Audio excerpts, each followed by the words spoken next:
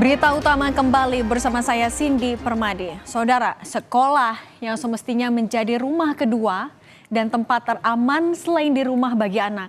Namun kenyataannya sebaliknya. Bagi Adelia Rahma, sekolah justru menjadi tempat yang mengerikan hingga berujung maut. Adelia meninggal karena ulah temannya saat ia diminta wali kelas membakar sampah. Di pekarangan samping sekolah inilah saudara, 28 Februari 2024 lalu, Adelia dan sejumlah rekannya membakar sampah. Lokasi ini menjadi saksi bisu. Adelia terbakar karena ulah temannya. Mengapa peristiwa ini bisa terjadi pada Adelia?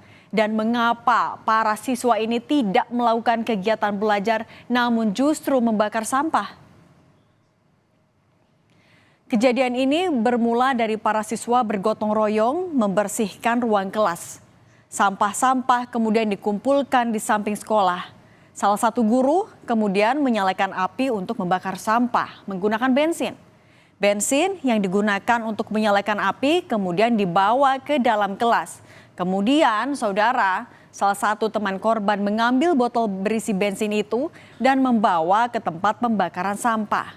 Namun salah satu rekan korban lainnya merebut botol bensin tersebut dan menyiramkannya ke korban. Naas, api langsung menyambar korban. Korban yang panik berlari ke kamar mandi untuk memadamkan api dengan air. Namun kamar mandi justru tak kunjung terbuka. Korban yang semakin panik kemudian lari ke depan kelas. Rekan korban pun panik. Guru yang melihat kondisi korban langsung berusaha memadamkan api. Korban juga sempat diminta untuk berguling ke tanah agar api bisa cepat padam. Korban pun kemudian dibawa ke RSUD Lubuk Basung dan dirujuk ke RSUPM Jamil Padang. Akibat kejadian itu, saudara, korban mengalami luka bakar 80%. Adelia sempat menjalani perawatan di rumah sakit selama 35 hari dan menjalani 4 kali operasi. Ia kemudian dibawa pulang meski luka bakarnya baru sembuh 5%. Kondisi Adelia pun semakin memburuk. Bocah 11 tahun ini kemudian kembali dirawat di rumah sakit selama 10 hari. Namun kondisi Adelia semakin menurun hingga akhirnya Adelia meninggal pada 21 Mei 2024 lalu. Pihak keluarga sempat kecewa dengan pelayanan rumah sakit lantaran dokter hanya memberikan perawatan untuk luka bakar saja tanpa melihat kondisi Adelia yang semakin memburuk. Rumah Sakit Umum Pusat M. Jamil Padang menjawab penilaian keluarga Adelia. Pihak rumah sakit bilang korban telah menjalani 4 kali operasi yang melibatkan berbagai dokter spesialis. Mereka menegaskan perawatan Adelia sudah sesuai prosedur. Bakar 31% ini untuk anak cukup berat ini. Sehingga dipulangkan pasiennya pada tanggal 25 April. Nah, kemudian tetap dianjurkan untuk kontrol ke poliklinik. Nah, baru masuk terakhir itu sudah dalam kondisi yang agak berat pada tanggal 19 Mei. 18 atau tanggal 19 Mei. Kemudian pasiennya langsung dirawat dan terjadi memang sudah perburukan. Keluarga berupaya mencari keadilan untuk Adelia. Menurut keluarga, kepala sekolah terkesan angkat tangan dan seolah menyalahkan 2 guru yang saat itu menyuruh anak murid ikut gotong royong dan membakar sampah. Keterangan pihak sekolah juga nilai berubah-ubah terkait luka bakar yang diterima korban.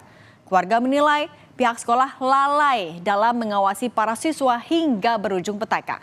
Tak hanya pihak sekolah, keluarga juga melaporkan teman korban yang menyiramkan bensin. Kemarin kan laporan telah dibuat di Polres. Kita menuntut pelaku mendapatkan sanksi dan dan pihak sekolah. Pihak sekolah tuh mungkin ya yang bisa jadi guru wali kelasnya yang menyuruh atau kepala sekolahnya, kita nggak tahu. Itu kan kita menuntutnya dari segi pihak sekolah. Peristiwa ini menimbulkan tanda tanya bagi kita. Kemana para guru saat kejadian?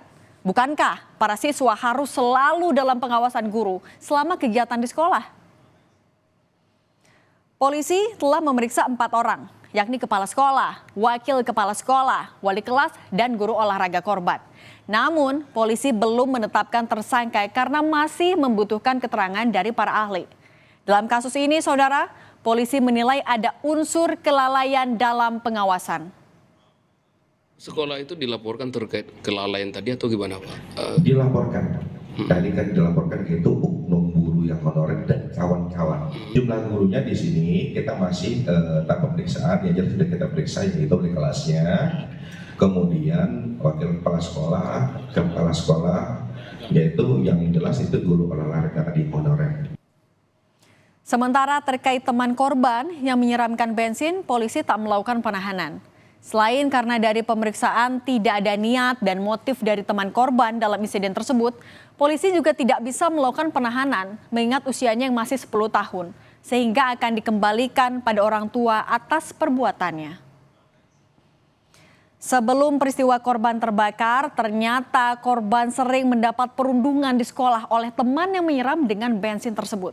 Korban sempat bercerita bahwa dirinya sudah pernah melaporkan perundungan tersebut kepada guru, namun tak mendapat respons yang baik. Cerita kalau dia sering dibully sama anak ini di sekolah, seperti kayak didorong, ditempeleng, ditendang. Tapi Adeliana nggak berani ngomong di rumah, dia ngomongnya baru setelah kejadian ini dan udah mengadu sama gurunya di sekolah, tapi gurunya cuma bilang, kamu anak perempuan jangan main sama anak laki-laki sama anak laki-laki, perempuan ngapain kamu main sama anak laki-laki, gitu doang gurunya ngomong kan. Tapi